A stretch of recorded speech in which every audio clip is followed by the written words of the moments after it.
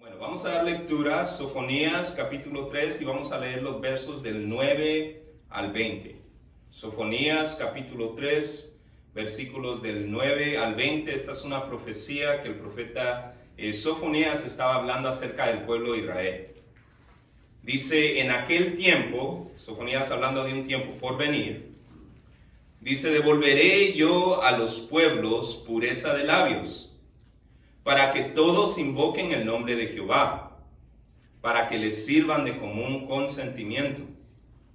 De la región más allá de los ríos de Etiopía me suplicarán. La hija de mis esparcidos traerá mi ofrenda. En aquel día no serás avergonzada por ninguna de tus obras con que te rebelaste contra mí, porque entonces quitaré de en medio de ti a los que se alegran en tu soberbia, y nunca más te ensorbecerás en mi santo monte. Y dejaré en medio de ti un pueblo humilde y pobre, el cual confiará en el nombre de Jehová. El remanente de Israel no hará injusticia ni dirá mentira, ni en boca de ellos se hallará lengua engañosa, porque ellos serán apacentados y dormirán, y no habrá quien los atemorice. Canta, oh hija de Sión, da voces de júbilo, oh Israel. Gózate y regocíjate de todo corazón, hija de Jerusalén. Jehová ha apartado tus juicios. Lea conmigo esa frase. Jehová ha apartado tus juicios. Ha echado fuera tus enemigos. Jehová es rey de Israel en medio de ti. Nunca más verás el mal. En aquel tiempo se dirá a Jerusalén, no temas. Sión, no se debilite en tus manos. Jehová está en medio de ti. Poderoso, Él salvará.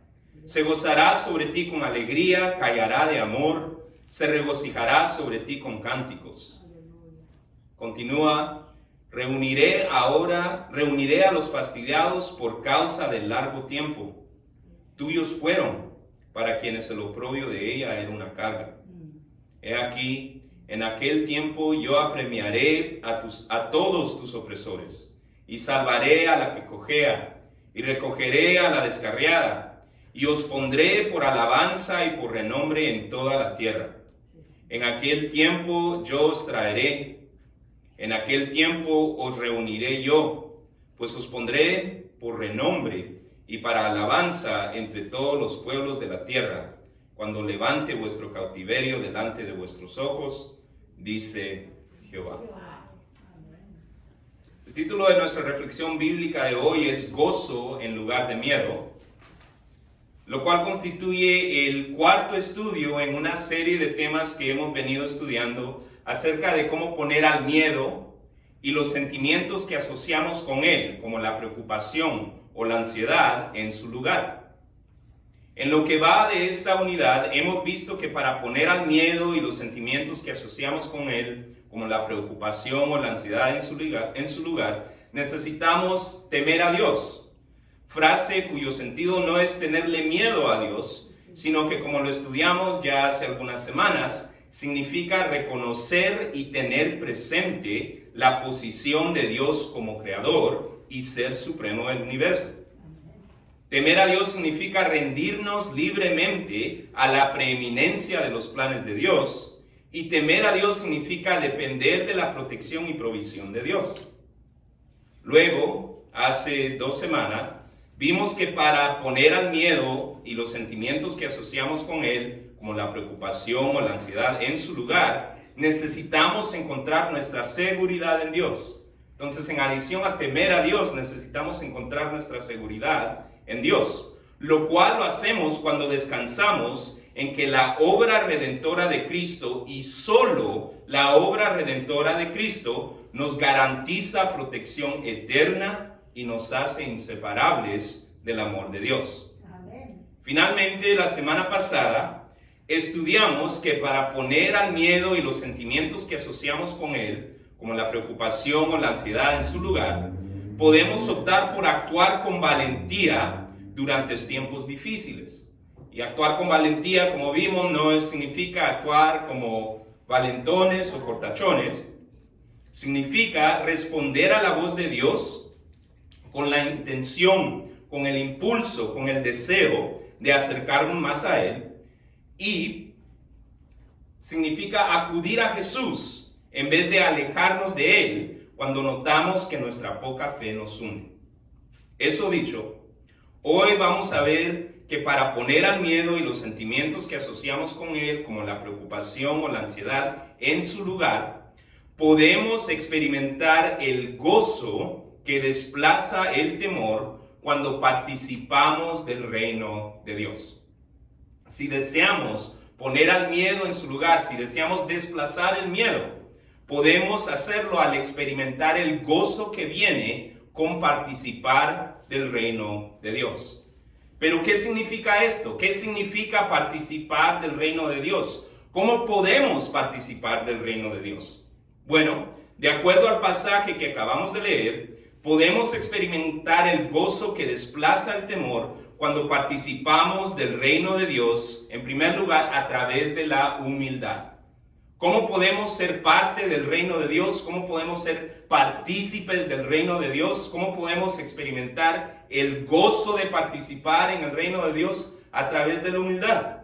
En los versículos 9 al 13, vemos una alentadora promesa a un remanente del pueblo de Israel que se caracterizaba por su humildad. Vayamos al texto. Dice: en aquel tiempo devolveré yo a los pueblos pureza de labios, para que todos invoquen el nombre de Jehová, para que les sirvan de común sentimiento.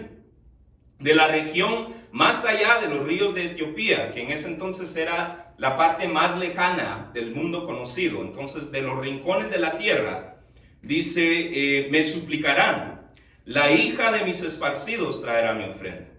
En aquel día no serás avergonzada por ninguna de tus obras con que te rebelaste contra mí, porque entonces quitaré de en medio de ti a los que se alegran en tu soberbia. Es decir, los soberbios, los orgullosos, los no humildes, dice, van a ser quitados. Y nunca más te ensorbecerás en mi santo monte. Es decir, ya no vas a ser soberbio en mi monte. Lo opuesto de la soberbia es la humildad. O sea, nos está describiendo aquí a un pueblo humilde. Dice versículo 12, y dejaré en medio de ti, y aquí viene la frase directamente, y dejaré en medio de ti un pueblo ¿qué? Humilde y pobre, el cual confiará en el nombre de Jehová. El remanente de Israel no hará injusticia ni dirá mentira, ni en boca de ellos se hallará lengua engañosa, porque ellos serán apacentados y dormirán, y no habrá quien los atemorice. Interesantemente, hay varias referencias directas a que el remanente de Israel, lo que iba a quedar de Israel, iba a experimentar bendiciones que se encuentran ahí en los versículos que acabamos de leer, pero iba a experimentar estas bendiciones debido a que era humilde. El remanente de Israel que quedaba, cuando se dice esta profecía, se está hablando de un grupo de israelitas que va a quedar después de una situación muy difícil, de un cautiverio, de un juicio muy, muy arduo. Y en medio de ese juicio, esa situación muy ardua, iba a quedar un remanente que iba a ser humilde e iba a experimentar bendiciones. Ahora, en adición a darnos descripciones directas de la humildad, también los versículos 9 al 13 nos dan algunas descripciones más detalladas acerca de lo que significa ser humilde. Ahora, ¿a qué me refiero? Bueno, vayamos aquí paso por paso y antes que nada miremos las bendiciones que el remanente de Israel va a experimentar. Este remanente humilde va a experimentar varias bendiciones. ¿Cuántas cuenta usted? Lea para sí los versículos 9 al 13 otra vez. Considérelos. 9 al 13. Y vaya enumerando las bendiciones que cuentan. Mire, yo cuento 5. En el versículo 9 vemos la bendición de poder adorar a Dios juntos. Dice el versículo 9, en aquel tiempo devolveré a los pueblos pureza de labios para que ¿quiénes? Todos invoquen el nombre de Jehová, para que les sirvan ¿cómo? De común sentimiento. De común sentimiento. Entonces la primera bendición que yo veo ahí es la bendición de poder adorar juntos al Señor. Se había puesto a considerar la bendición que es poder acercarnos como hoy para poder adorar al Señor juntos. La pandemia, como nada más, seguramente les ilustró esto a varios. ¿A qué me refiero? Mire, aunque la pandemia en efecto reveló a aquellos para los cuales reunirse no era más que una costumbre dominical y no un acto de devoción, razón por la cual ya no sintieron la necesidad de seguir reuniéndose, la pandemia también trajo a la superficie, como nada más, el sentir de aquellos como ustedes que anhelan reunirse como debe ser. Personalmente, creo que en adición a ustedes que están aquí presentes hoy, nuestros hermanos en línea son una gran evidencia de esto, puesto que no dudo que ellos consideran que es una gran bendición poder participar virtualmente, pero tampoco dudo que cualquiera de ellos nos diría que hay algo especial acerca de poder participar presencialmente cuando tienen la oportunidad de hacerlo. Entonces, ¿es una bendición poder reunirnos y adorar al Señor juntos? Sí, sí lo es. La segunda bendición la veo en el versículo 10, que es presentar ofrendas. Dice, de la región más allá de los ríos de Etiopía me suplicarán, la hija de mis esparcidos traerá mi ofrenda. Ahora, ¿por qué es la habilidad de presentar ofrendas una bendición? Porque, o con nota 1, el hecho de que Dios nos ha provisto para poder dar, lo cual es una bendición. Cuando tenemos para poder dar es una bendición. O 2, con nota fe en que Dios va a proveer. Cuando ofrendamos y no tenemos, estamos ejercitando nuestra fe en que Dios va a proveer. Que de acuerdo a la manera en que Jesús evaluó la ofrenda de la viuda que dio todo lo que tenía, ¿recuerdan esa historia? Una viuda que dio 2 blancas, 2 moneditas. Y Jesús dijo, ella dio más que todos.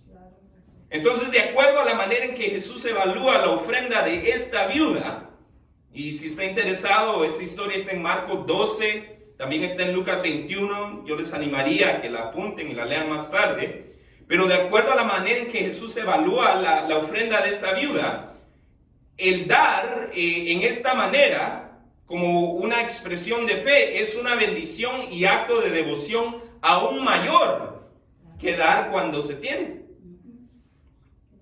Progresando un poquito más rápido, en el versículo 11 vemos la tercera bendición que yo conté, que es la bendición de no sentirse avergonzados de nuestro comportamiento anterior para con Dios. Imagínense eso, versículo 11 dice, en aquel día que no serás avergonzada, ¿por qué? Por ninguna de tus obras con que te rebelaste contra mí. Qué bendición no sentir vergüenza por la manera en que ofendimos a Dios en el pasado. ¿No le parece? Ya. Continúan aquí las bendiciones, versículo 13. Está la bendición de no ofender a Dios, ni a otros. Versículo 13 dice, el remanente de Israel no hará injusticia, ni dirá mentira, ni en boca de ellos se hallará lengua engañosa. No se engañarán unos a otros.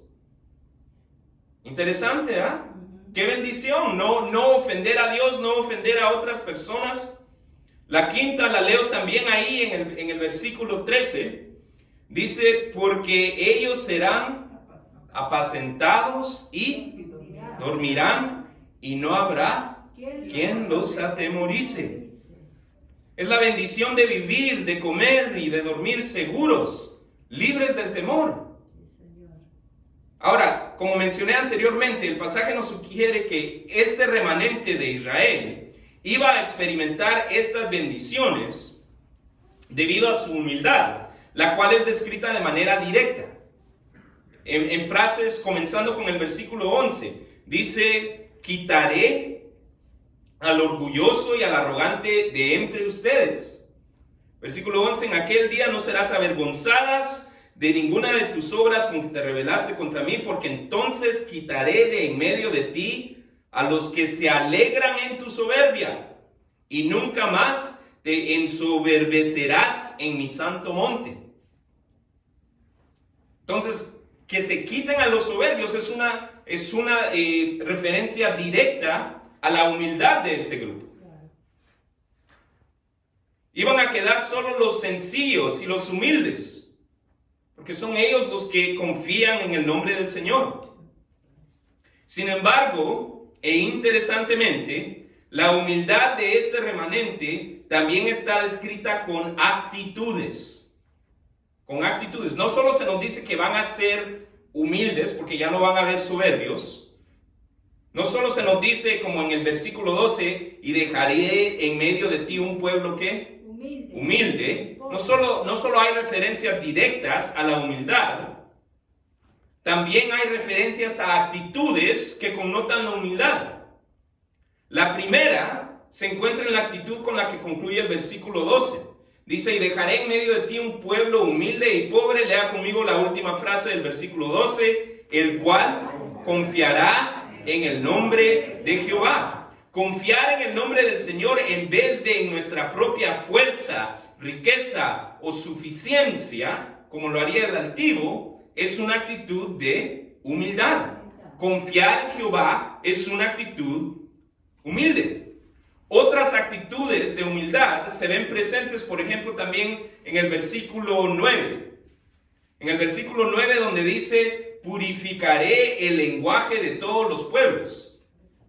Versículo 9, en aquel tiempo devolveré yo a los pueblos pureza de labios. Pureza de labios. La humildad también se manifiesta cuando aceptamos que la manera en la que Dios desea que hablemos, las palabras de Dios, lo que Dios considera pureza de labios, es superior a lo que nosotros podamos decir. ¿A qué me refiero? Mire, ¿cuántas veces no nos consideramos nosotros los expertos en términos de consejo, sea para otros o para nosotros mismos? ¿Cuántas veces no pensamos nosotros que nosotros somos los expertos en cuanto a consejo, en cuanto a lo que se debe hacer? Ciertamente con otros, pero a veces hasta con nosotros mismos. Nosotros pensamos que nuestro propio consejo es el mayor. Sin embargo, la humildad significa reconocer que el mejor consejo, el labio puro, el lenguaje puro, viene de Dios. El mejor consejo viene de lo que está establecido bíblicamente. Mire, también vemos la humildad descrita en actitudes de acercarse a Dios para presentarle ofrendas, como lo que vemos en el versículo 10. Dice el versículo 10, de la región más allá de los ríos de Etiopía me suplicarán, la hija de mis esparcidos, ¿qué hará? Traerá, se va a acercar, va a traer ofrendas. El acercarse a Dios es una actitud de humildad. Ahora sí, yo sé que les acabo de decir que presentar ofrendas es una bendición, pero presentar ofrendas también es un acto de humildad. ¿Sabe para quién es el presentar ofrendas una bendición? Para el humilde. Para el altivo no es una bendición presentar ofrendas. Presentarle ofrendas a Dios es un acto de humildad, puesto que es una manera de reconocer que todo lo que tenemos viene de Dios. Nuestro hermano Roy usó esa frase hoy durante el culto, que todo lo que tenemos viene de Él.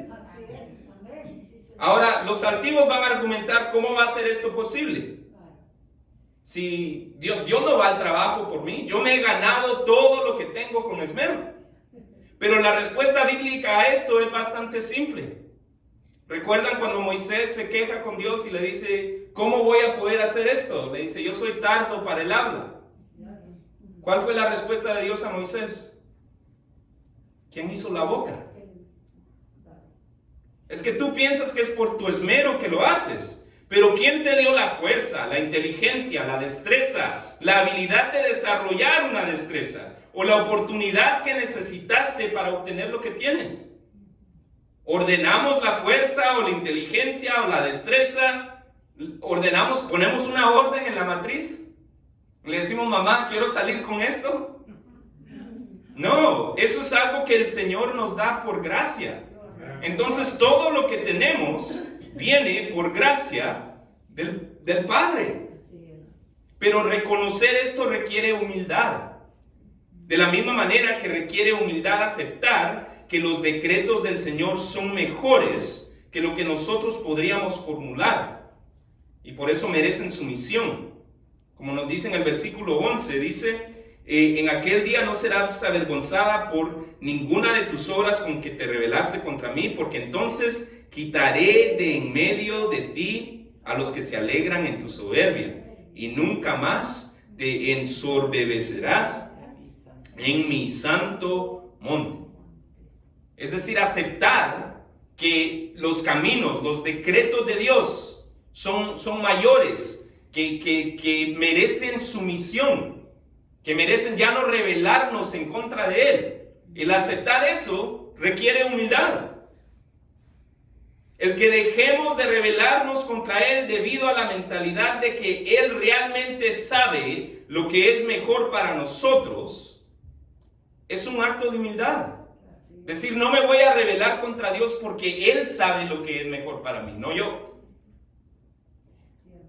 Es esta actitud combinada con las condiciones milagrosas presentes en el reino de Dios descrito en este pasaje, que hacen posible que el remanente, como nos dice el versículo 13, que el remanente no haga nada malo, nada que ofenda a Dios. Dice, el remanente de Israel no hará injusticia, ni dirá mentira, ni en boca de ellos se hallará lengua engañosa. Para caminar rectamente se requiere humildad, se requiere decir, bueno, Dios sabe lo que es correcto y yo no. Y se requiere humildad debido a que solo los que son necesariamente humildes para someterse a Él no van a buscar rebelarse al desobedecer o al mentir con la intención de llevar a cabo sus propios planes. Sí, porque la rebelión contra Dios nos lleva a la mentira, al engaño para llevar a cabo nuestros propios planes. Es lo que vemos en la caída original. El Señor les dice a Adán y Eva lo que es bueno y ellos dudan que lo que Dios dijo que era bueno era realmente bueno. Esa duda la planta Satanás en el hombre. Él le dijo, con que Dios te dijo. No. Él no te está diciendo lo que es mejor para ti. ¿Por qué no intentas esto? Y después viene la rebelión humana. La rebelión humana es un acto de soberbia, no de humildad. La humildad dice, el Señor sabe lo que es lo mejor para mí, yo no. Ahora, ¿cuál es la aplicación para nosotros? Mire, este pasaje hace una referencia clara, específica, a un remanente, a una porción que quedó, que era israelita, en un reino de Dios que estaba por venir. ¿Ok? Entonces, la profecía menciona a un remanente israelita y menciona a un reino de Dios por venir. Esto motiva una pregunta razonable.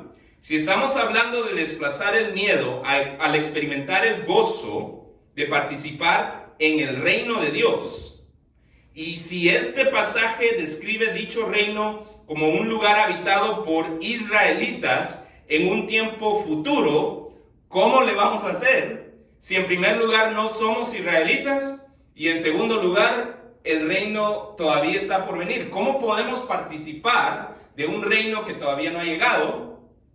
¿Y cómo podemos participar de un reino que todavía no ha llegado, el cual va a ser habitado por israelitas? Mire, la respuesta a esta pregunta la encontramos en la salvación a través de Jesús. La respuesta a cómo participar en un reino por venir habitado por israelitas la encontramos a través de la fe en Jesús, de la salvación por medio de la fe en Jesús. En Romanos 11, una vez más, lo animo a que lo apunte y lo lea detenidamente más tarde. En Romanos 11, la Biblia nos enseña que al depositar nuestra fe en Jesús, nosotros los gentiles, siendo olivos silvestres, esa es la figura que usa Pablo, que nosotros somos olivos silvestres, es decir, no parte original del olivo escogido. El olivo escogido, esta figura de un árbol de olivo, es una figura común que usa el Antiguo Testamento para referirse específicamente al pueblo de Israel. Entonces está el olivo que Jehová escogió, y Romanos 11 habla de los que no son israelitas como olivos silvestres. ¿Y sabe qué es lo que se dice de estos olivos silvestres? Dice que nosotros, siendo olivos silvestres, hemos sido injertados. Injertados. ¿Entiende la palabra injertar? Es una palabra de la agricultura. Sí, y es cuando se toma una rama que no es parte de un palo y se une a un palo.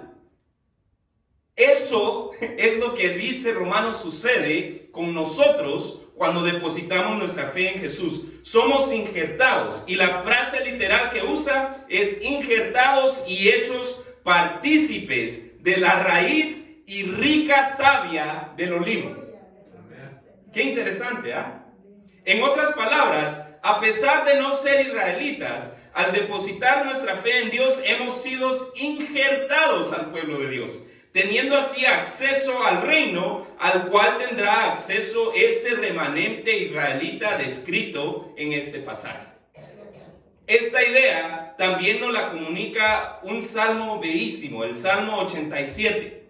Apúntelo, léalo más tarde, el Salmo 87. El Salmo 87 también habla proféticamente. Se los voy a leer yo de la Nueva Traducción Viviente, ¿ok? Es una traducción un poquito más actualizada. Lee de la siguiente manera el Salmo 87. Dice: en el monte santo está la ciudad fundada por el Señor. Él ama a la ciudad de Jerusalén más que a cualquier otra de Israel. Oh ciudad de Dios, qué cosas gloriosas se dicen de ti. Ahora continúa el Salmo, pero ahora en voz de Dios, Dios hablando. Dios dice: incluiré a Egipto. ¿Es israelita Egipto?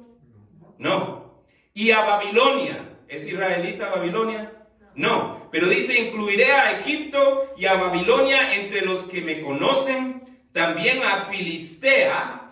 ¿Es israelita Filistea? No. Y a Tiro, e incluso a la distante Etiopía. Y esta es la frase impresionante: ahora todas son ciudadanos de Jerusalén. O como lo traduce la Reina Valera 60. La Reina Valera 60, que es la que varios de nosotros tenemos. Dice que el Señor dirá: este nació allá. Nació en Jerusalén. Dios nos va a ver a nosotros y va a decir: este no nació en México, no nació en Guatemala, no nació aquí o allá, este nació en Jerusalén, porque hemos sido injertados. Injertados. El Salmo continúa, dice: con respecto a Jerusalén se dirá: allí todos disfrutan de los derechos de ciudadanía, y el Altísimo en persona bendecirá a esa ciudad. Cuando el Señor escriba en el registro de las naciones, dirá: ahora todas son ciudadanas de Jerusalén. O como bien lo traduce la Reina Valera 60, dice: Jehová contará al inscribir a los pueblos: este nació allá. Nacimos en Jerusalén. Interesante, ¿no?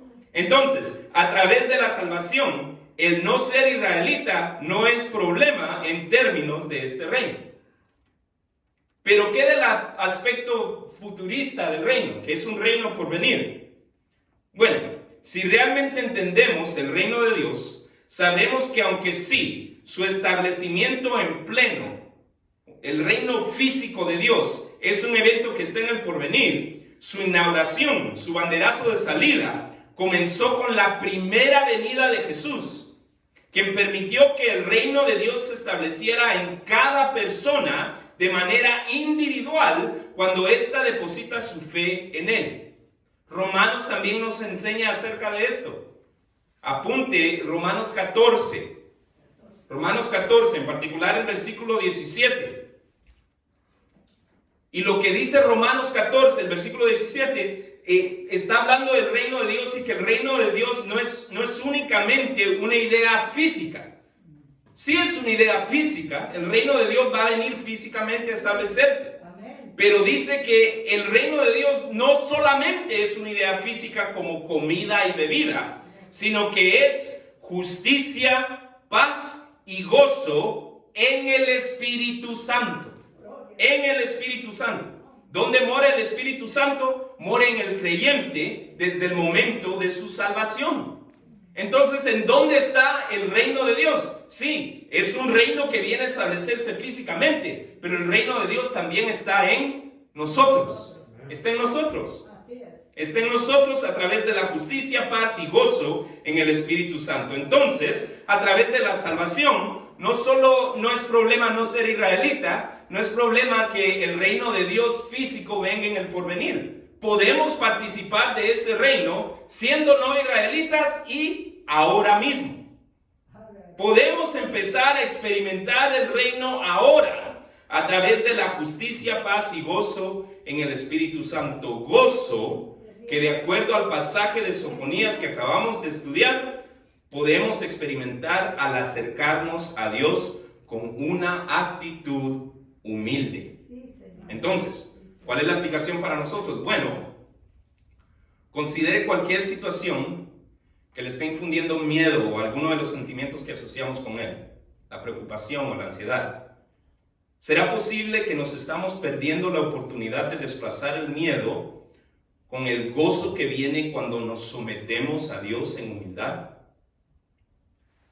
El ser orgullosos nos hace vulnerables al miedo, porque nos convierte a nosotros mismos en la solución de nuestros problemas. El orgulloso piensa que él es el héroe. Yo resuelvo mis problemas. Y eso nos llena de temor, porque si viene un problema muy grande, tememos de que no vamos a ser nosotros suficientes, no vamos a ser lo suficientemente fuertes o capaces para solucionar nuestros problemas.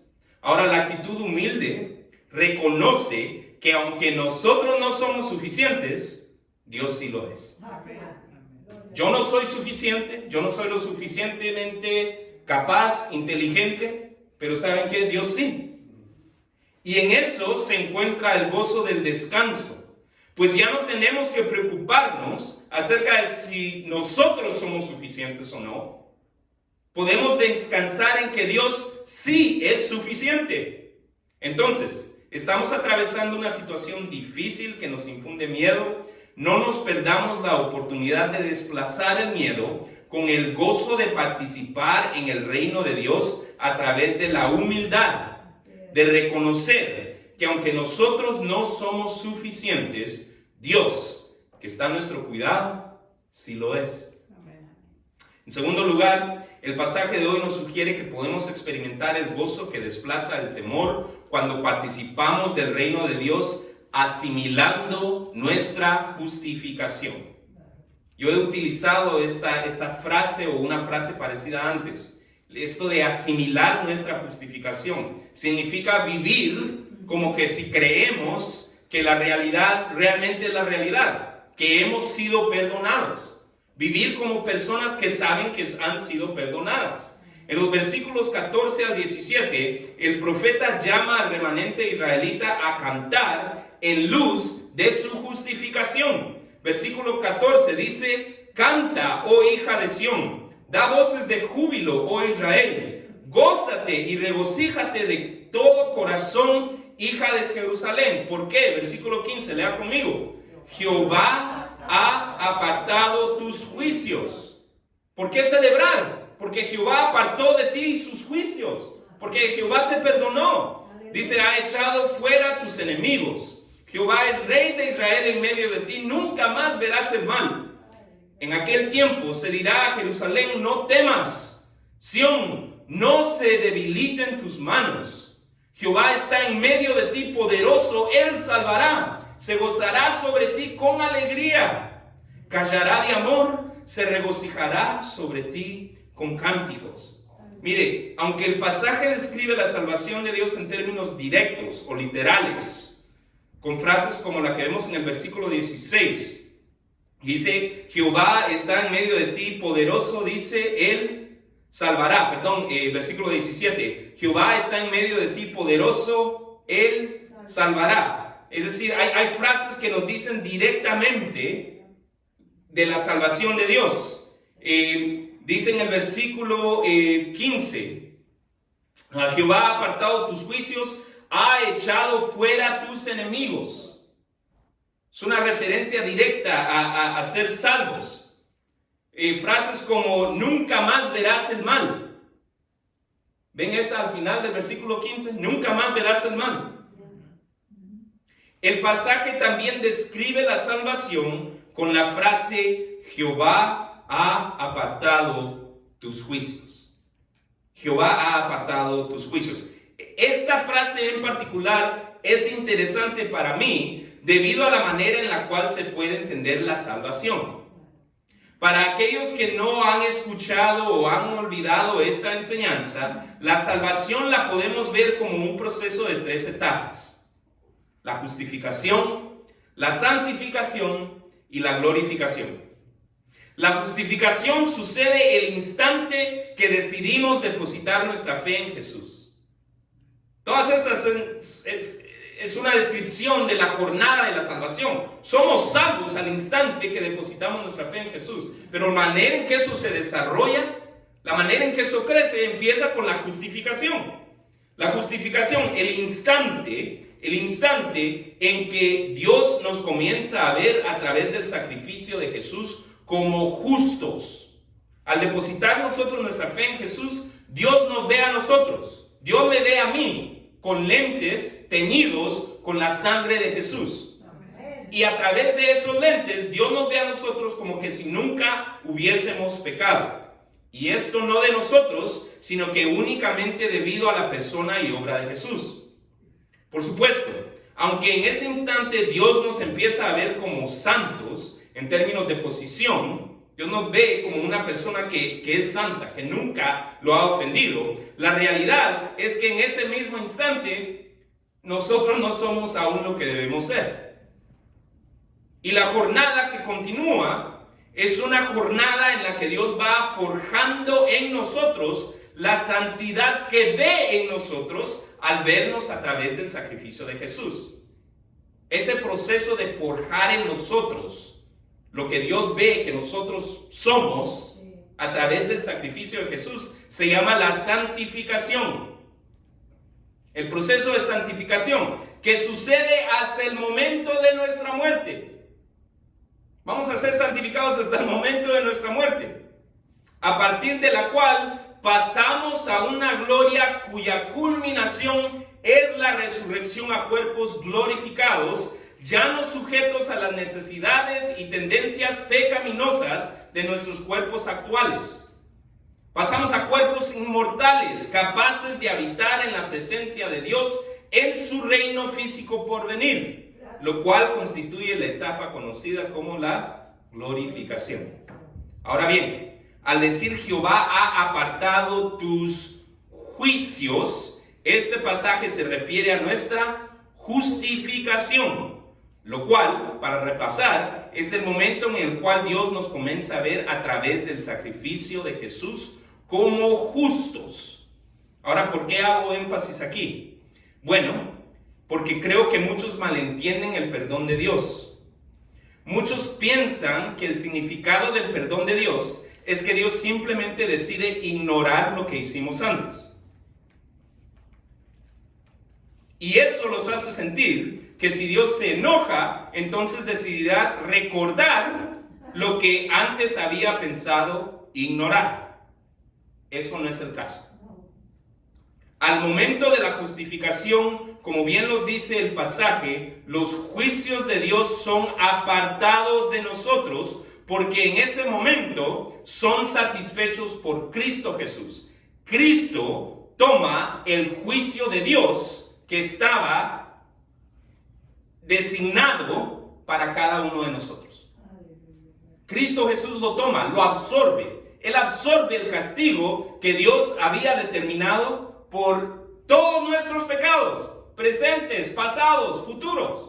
En el instante de la justificación, los juicios de Jehová son apartados porque Cristo los absorbe.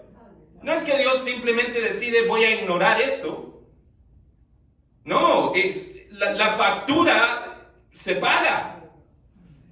Entonces la factura es pagada y es pagada por Jesús, dejando nuestra cuenta con Dios limpia de allí en adelante. De allí en adelante. Y esto no de nosotros, sino que únicamente por la persona y obra de Jesús. Ahora, si esto le parece a usted sorprendente o demasiado bueno, o si piensa que que yo necesito empezar a hablar de lo que nosotros necesitamos hacer para merecer eso, mire, la realidad por la cual nos parece demasiado bueno, nos parece sorprendente esta enseñanza, es porque lo es. Es porque lo es. Es demasiado bondadosa esta enseñanza. Sí, lo es. Y Dios desea que entendamos que lo es. Que asimilemos que lo es. Que apropiemos que lo es. Porque solamente al visualizarnos como las personas perdonadas que Jesús nos hizo, podemos aceptar que en verdad Dios nos ve a nosotros con todas nuestras fallas. Como dice en el versículo 17. ¿Cómo dice el versículo 17? Jehová está en medio de ti, poderoso, Él salvará. Lea la siguiente frase. Se gozará sobre ti con alegría. Dios nos ve y se goza. Imagínese eso. ¿Ha experimentado usted ver a alguien y gozarse? ¿Lo ha experimentado con sus hijos tal vez? ¿Con los nietos tal vez? Ahora piense por un momento en su persona y en todas sus fallas. Dios nos ve a nosotros con todas nuestras fallas y se goza sobre nosotros con alegría. Wow. Dice, callará de amor. Callará de amor. ¿Qué significa eso de callar de amor? ¿Se ha quedado usted callado? De solo contemplar a alguien que usted ama. No, mire, mi mente va a cuando los tenía ellos chiquitos. Y uno solo se queda callado viéndolos. Maravilla, ¿sí? Ahora pensemos en nosotros una vez más, con todas nuestras fallas. Cuando Dios nos ve, a veces solo se queda. Wow. Wow, ¿ah? La última frase dice, se regocijará sobre ti, ¿cómo? Con cánticos. ¿Se ha puesto a cantar de alegre en alguna ocasión? ¿Se ha puesto a cantar de alegre motivado por alguien que usted ama? Bueno, tal vez eso nos lleva a una persona de nuestra adolescencia. Que nos poníamos a cantar. Un cariño especial, ¿no?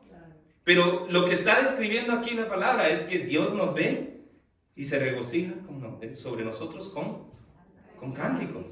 ¿Cómo es esto posible? Es posible por la justificación que Jesús ganó por nosotros en la cruz. Entonces asimilémoslo, apropiémoslo. Sí, Dios en realidad, a pesar de todas nuestras fallas, tiene ese sentimiento de ternura para con nosotros. Dios nos ama. Asimilemos nuestra justificación y experimentemos el gozo de liberación que acompaña el perdón que nos da acceso al reino de los cielos. Un gozo que nos hace comportarnos como lo dice el versículo 14. ¿Cómo dice el versículo 14? Dice, canta, oh hija de Sión. Cuando vemos, creemos, asimilamos el perdón de Dios, pues no hay de otra. Nos ponemos a cantar. Da voces de júbilo. Gózate y regocíjate de todo corazón.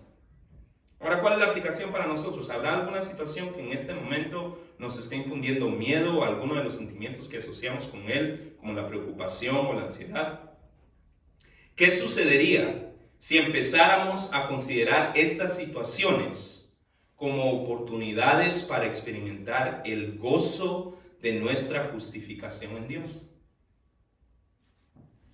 ¿Qué pasaría si en vez de ver estas situaciones equivocadamente como indicaciones que Dios no nos ama, como indicaciones que Dios está disgustado con nosotros? ¿Qué sucedería si empezáramos a ver las situaciones difíciles como condiciones que son parte de este mundo caído y que Dios utiliza como oportunidades, que Dios aprovecha como oportunidades para manifestar el amor que nos tiene? Es que vivimos en un mundo caído y eso no va a cambiar hasta que Dios no venga a establecer su reino físico. Y por vivir en un mundo caído van a haber situaciones difíciles. Ahora, nosotros nos equivocamos y muchas veces pensamos, bueno, esta situación difícil es porque Dios no me ama. Pero la mayoría de las veces, es decir, cuando no es por algo que nosotros hicimos que tiene una consecuencia natural, a veces las cosas malas que pasan porque simplemente es un mundo caído. Usted no tomó ninguna acción que resultara en eso, es simplemente un mundo caído. Tal vez usted iba manejando, siguiendo las leyes de tránsito y alguien le pegó. Usted no hizo nada para merecer eso. Entonces, ¿por qué sucedió? Porque vivimos en un mundo caído. Entonces, hay algunos que ven esas situaciones y dicen, Dios no me ama. No, el que no nos ama es este mundo caído, que no ama a nadie. El pecado destruye a todos. Pero en medio de lo caído de este mundo, Dios aprovecha para manifestarse y mostrarnos su amor. ¿Qué si empezáramos a ver las situaciones difíciles como oportunidades que Dios está aprovechando en este mundo caído para manifestarnos su amor? Por supuesto, esto requiere que nos visualicemos como objetos del amor de Dios, como individuos que Dios ve y se goza, que Dios ve y calla de amor, que Dios ve y se regocija con cánticos. ¿Será posible que no nos vemos así hoy?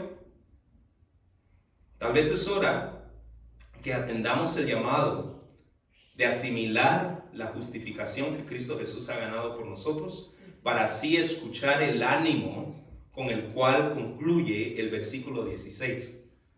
Dice, en aquel tiempo se dirá a Jerusalén, no temas, Sión, no se debiliten tus manos.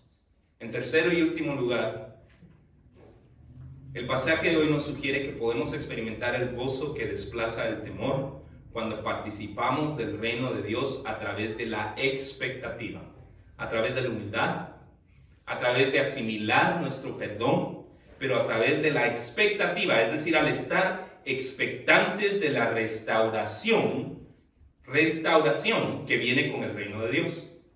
En los versículos 18 al 20, el profeta llama al remanente israelita a tomar nota de todas las maneras en las que el reino de Dios traerá restauración. Vayamos al texto. Reuniré a los fastidiados por causa de largo tiempo. Tuyos fueron para quienes el oprobio de ella era una carga. He aquí, en aquel tiempo, yo apremiaré a todos tus opresores y salvaré a la que cojea y recogeré a la descarriada y os pondré por alabanza y por renombre en toda la tierra. En aquel tiempo yo os traeré, en aquel tiempo os reuniré yo, pues os pondré para renombre y para alabanza entre todos los pueblos de la tierra. cuando levante vuestro cautiverio delante de vuestros ojos, dice Jehová. Mire, muchos al pensar en el reino físico de Dios, consideran los aspectos nuevos que este reino va a traer. ¿Qué va a traer el reino de Dios? Un nuevo sentir de unidad entre la humanidad. Es lo que vemos en los versículos 9 y 10. Se van a unir las naciones. Entonces muchos se emocionan acerca de lo nuevo que trae el reino de Dios. Va a traer un nuevo sentir de unidad humana, va a traer un nuevo sentir de paz y tranquilidad. Es lo que vemos en el versículo 13. Dice, serán apacentados y dormirán, van a dormir tranquilos y no habrá quien los atemorice. ¿Qué más va a traer el reino de Dios? Va a traer un nuevo sentir de celebración. Es lo que vemos en el versículo 14. Canta, oh hija de Sión, da voces de júbilo, oh Israel. Gózate y regocíjate de todo corazón, hija de Jerusalén. Dicho sea de paso, esta palabra júbilo está conectada con la práctica del jubileo que tenía que practicar el pueblo de Israel. Nunca lo aprovecharon. Era un tiempo, cada 50 años, donde todas las deudas eran perdonadas. ¿Ya? Y si alguien había tenido que vender su casa porque hubieron años malos, la casa regresaba al dueño original. ¿Ya? Jubilee. Entonces esta palabra júbilo está conectada con la palabra jubileo. Es este tiempo de celebración porque las deudas habían sido perdonadas. Imagínese usted, si le digo, mire, el día de mañana todas las deudas gone, ¿cómo se sentiría? Feliz, a cantar, a dar voces de júbilo. Dice, gózate y regocíjate de todo corazón. Entonces, muchos al pensar en el reino de Dios piensan en lo nuevo que va a traer. Este nuevo sentir de unidad humana, este nuevo sentir de tranquilidad, de paz, este nuevo sentir de celebración y de gozo. Y todo esto es verdad y es emocionante, pero también es verdad que el reino de Dios va a traer restauración. Restauración, es decir, Dios va a corregir lo que necesita corrección y va a sanar lo que necesita sanidad. Las referencias a la restauración comienzan justamente con el versículo 18. Ahora, el versículo 18 en la traducción que tenemos ahorita, la Reina Valera 60, es un poquito difícil de entender, pero la traducción de la nueva traducción viviente lo aclara un poco. La referencia en el versículo 18 es una referencia a los fastidiados porque se encontraban profundamente turbados por la falta de actos de devoción nacionales. A ellos se refiere el versículo 18. Así traduce el versículo 18 la nueva traducción viviente. Escuche, dice, reuniré. En la Reina Valera 60 dice, reuniré a los fastidiados. Pero la nueva traducción viviente dice, reuniré a los que añoran los festivales establecidos. Nunca más serán avergonzados.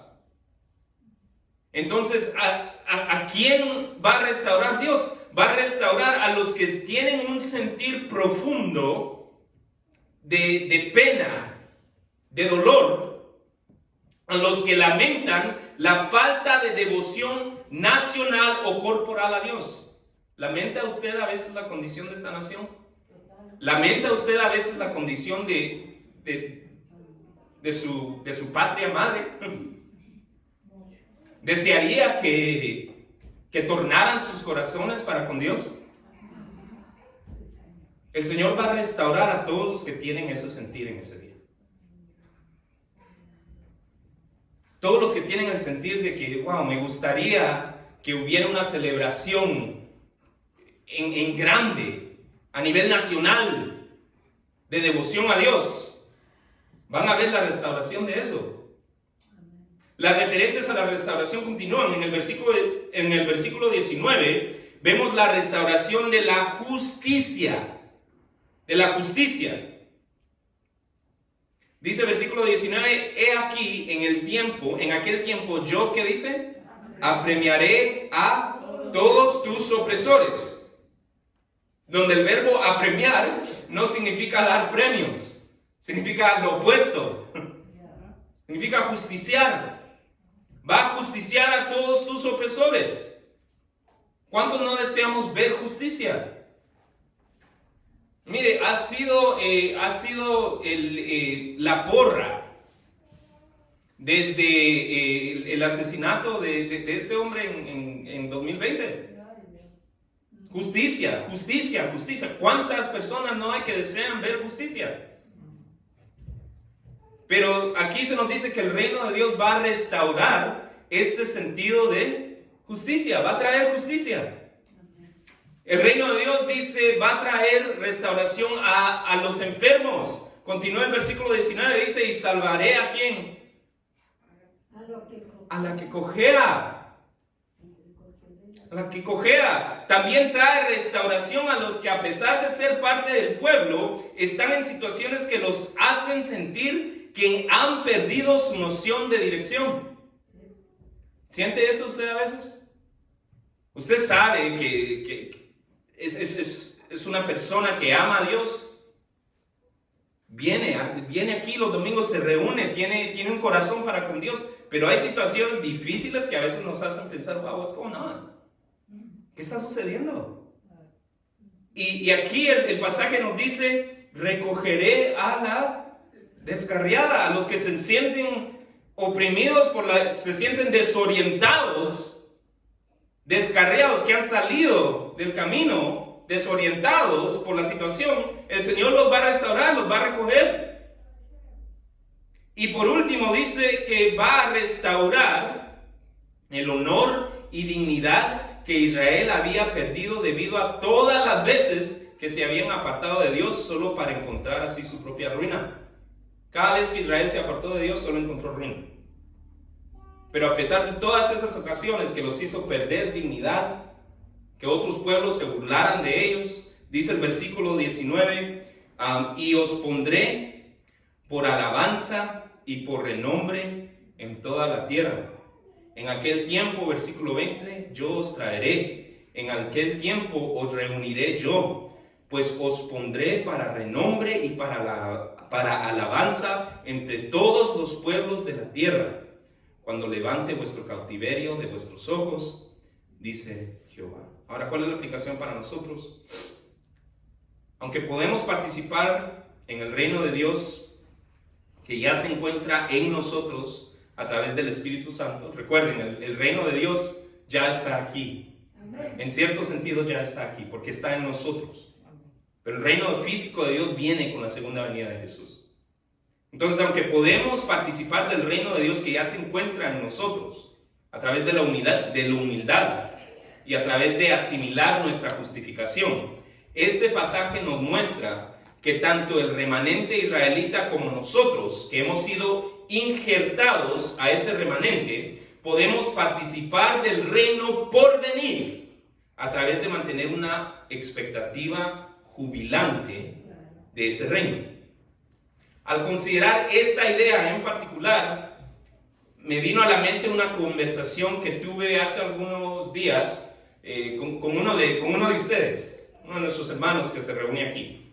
Y este hermano me estaba compartiendo que su día favorito era el viernes, debido a la emoción y la alegría con la que muchas de las personas que lo rodean se comportan en ese día.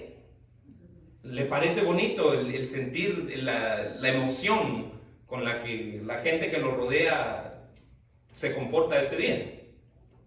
Ahora, al considerar el motivo de la emoción y la alegría de dichas personas, la razón no es difícil de figurar. ¿Por qué cree que llegan alegres al trabajo los viernes? Porque ya viene el fin de semana, ¿no? ¿No sucede en su trabajo? En el mío sucede. Miren, en el mío la gente llega y dice Happy Friday. Como que si es un día así de celebración en particular. De la misma manera que se dice Happy Valentine's Day, como cualquier día festivo, la gente entra y dice Happy Friday. ¿Ya?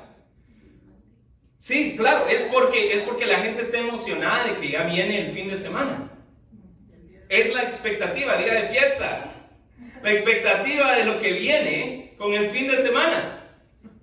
Ahora, si en estas personas, algunas creyentes, la mayoría no, la expectativa de un bien por venir obra una alegría que este hermano siente, de tal manera que lo hace a él sentirse contento por poder experimentar ese ambiente de emoción y expectativa. Imagínense, si eso es lo que puede hacer un viernes para un no creyente, imagínense lo que puede obrar en nosotros, creyentes, la expectativa no de un viernes, sino de un reino que va a restaurar todo lo que el pecado ha quebrantado en este mundo y en nosotros. Si un viernes nos puede poner contentos, ¿con qué más razón no deberíamos de considerar el reino de Dios que va a restaurar todo lo que el pecado ha quebrantado en este mundo y en nosotros? Entonces, ¿habrá alguna situación que en este momento nos está infundiendo miedo o alguno de los sentimientos asociados con él, como la preocupación o la ansiedad? Busquemos cobrar ánimo al estar a la expectativa de la certeza del reino por venir físico de Dios y de la restauración que este reino traerá consigo. El pasaje de hoy nos exhorta a poner al miedo en su lugar, al desplazarlo con el gozo de participar en el reino de Dios a través de la humildad, a través de asimilar nuestra justificación y a través de estar a la expectativa de la restauración que el reino de Dios traerá cuando éste sea establecido. Sin embargo, antes de poder participar en el reino de Dios de estas maneras, es necesario que cada uno de nosotros lleguemos a ser uno de los sujetos del reino de Dios. Es decir, es necesario que el reino de Dios nazca en nuestros corazones, lo cual podemos experimentar al avivar nuestro espíritu creyendo el mensaje de Jesús. Para los que ya somos seguidores de Jesús, les invito a que dejen que este pasaje los inspire a examinar la manera en la cual participamos del reino de Dios, puesto que nuestra participación en el reino de Dios puede tener un gran impacto en la medida a la cual experimentamos el tipo de gozo que puede desplazar el miedo. Permite que este pasaje y el Espíritu de Dios te animen a participar del reino de Dios con humildad, al reconocer que tu socorro en cualquier situación es seguro porque viene de Dios y no de ti. Permite que este pasaje y el Espíritu de Dios te animen a participar del reino de Dios al asimilar tu justificación, tu perdón, de modo que veas las situaciones difíciles como lo que son, oportunidades que Dios toma en un mundo caído para mostrarse amoroso a sus justificados. Y finalmente, permite que este pasaje y el Espíritu de Dios te animen a participar del reino de Dios al estar a la expectativa de la restauración que éste va a traer al ser establecido. De modo que la emocionante expectativa que el resto del mundo experimenta los viernes se manifieste en ti, que eres creyente, como una emocionante expectativa de restauración eterna que se quede contigo no solo el viernes, pero de lunes a domingo.